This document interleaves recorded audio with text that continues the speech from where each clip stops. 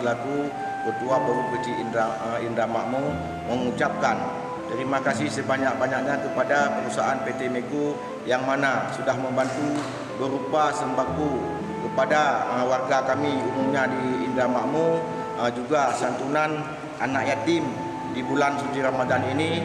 Kami selaku Ketua Forum Kecil mengucapkan terima kasih banyak kepada perusahaan PT Meko. Mudah-mudahan Meko jaya selalu. Amin.